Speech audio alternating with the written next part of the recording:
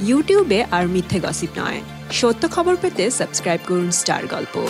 2019 যেন বলিউড সিনেমা প্রেমীদের জন্য অন্যরকম একটি বছর হতে চলেছে। বছরের শুরু থেকেই একের পর এক হিট মুভি উপহার দিচ্ছেন নির্মাতারা। বক্স অফিসের ঢু মারলেই যার প্রমাণ মিলছে।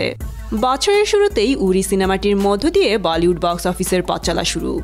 এরপর গালি বয়, মানিকার্নিকা, লুকাছুপি, টোটাল ধামাল এবং বাদলা সহ বেশ কয়েকটি ছবি মুক্তি পেয়েছে, যেগুলো বেশিরভাগই কাঁপিয়েছে বক্স অফিস।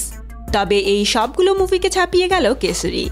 বলিউডের জনপ্রিয় দুই তারকা অক্ষয় কুমার ও পরিণীতি চোপড়া জুটির অভিনীত কেসরি ছবিটি মুক্তির প্রথম দিনেই 21,50,00,000 রুপি আয় করে বক্স অফিসে ঝড় তুলে দিয়েছে। শুধু তাই নয়, 2019 সালে বলিউডে যেসব ছবি মুক্তি পেয়েছে তার মধ্যে মুক্তির প্রথম দিনে সর্বোচ্চ আয়ের রেকর্ড করেছে সিনেমাটি।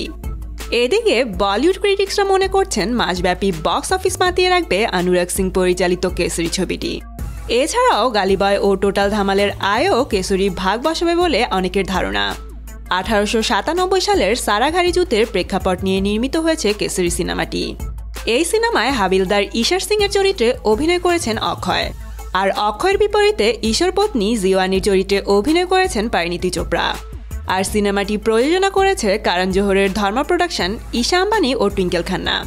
আর 80 কোটি রুপি ব্যয় হয়েছে সিনেমাটি নির্মাণে। সবকিছু ঠিকঠাক থাকলে 2019-এ বলিউডের বক্স অফিসের টপ চার্টে থাকার সম্ভাবনা রয়েছে সিনেমাটির। তো বন্ধুরা, অক্ষয় কুমারের কেসরি সিনেমাটি নিয়ে আপনারা কতটা আশাবাদী কমেন্ট করে জানিয়ে দিন। সাবস্ক্রাইব স্টার গল্প আর বেল আইকনে ক্লিক করতে ভুলবেন না।